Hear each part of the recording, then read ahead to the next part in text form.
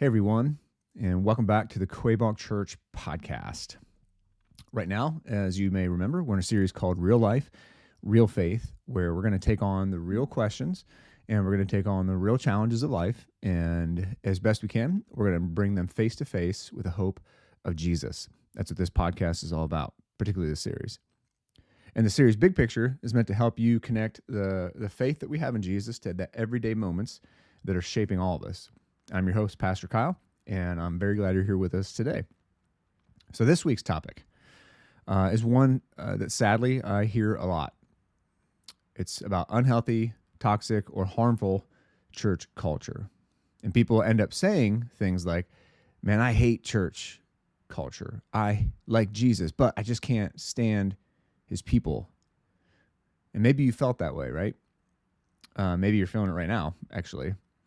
So the question then really is, what do we do when the church feels a little bit more like a problem than a refuge?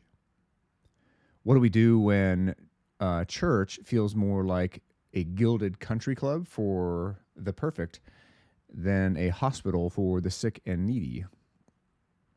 So let's start with a bit of honesty here. So church culture is not perfect, and some churches have sadly earned the reputation that they have. Right? This is true. And why is that? Well, one reason that churches can hurt people is because unchecked sin can become a part of culture pretty quickly. Oftentimes because nothing's been done about it, right?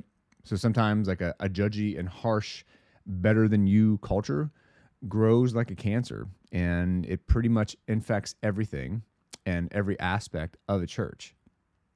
Now, when that happens, real change does need to come along, or it's going to eventually die, right? That church.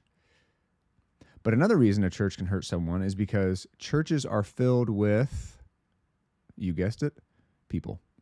Flawed, messy, and hopefully growing people. And wherever you find people, you're going to find broken systems, you're going to find unmet expectations, and occasionally, unfortunately, hypocrisy. But here's the tension for us. God hasn't given up on his church. And neither should we.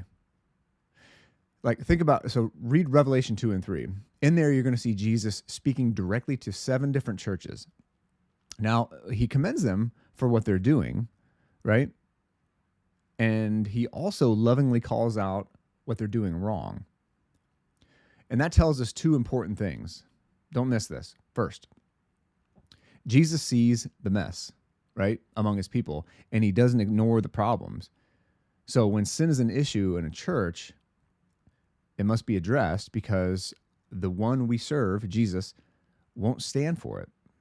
So if you're part of an unhealthy church, you need to say something. And if you've left a church and are attending another to start over, just remember to be patient. And try to separate your woundedness from that new environment where you find yourself, right? We got to give people grace instead of just assuming that, all churches are like that. Second, Jesus still speaks to the Big C church. That's all Christians, not just a particular church, right? He has not abandoned his church. He calls it to repent, to grow, and to keep shining his light. So then the question is, how do we deal with disappointment? How do we deal with frustration with church culture?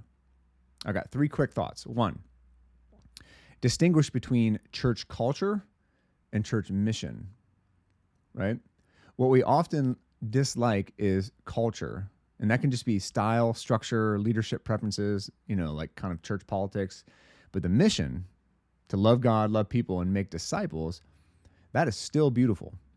And that is still essential. And we need to make sure that we keep those things priority while at the same time being gracious and maybe even flexible on some of the style stuff. So my advice is don't leave a church over style stuff.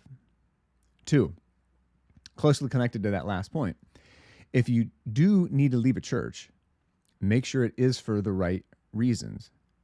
Make sure to seek wise counsel of mature believers, even outside of your current church. And make sure to pray over it extensively. if you're going to leave.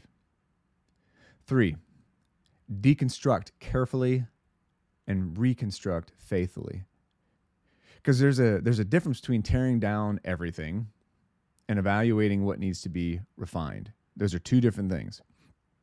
Now, most people who walk away from church, they want to tear down everything, but they haven't really given much thought and don't have a real plan of how to rebuild anything. And then that just leaves them kind of spiritually adrift. So our goal within church can't just be critique. It's got to be faithful reform, right? 4, be the culture that you wish existed, right? So instead of waiting for a church to be what you want, help shape it. Serve, love, lead with humility. Don't gossip.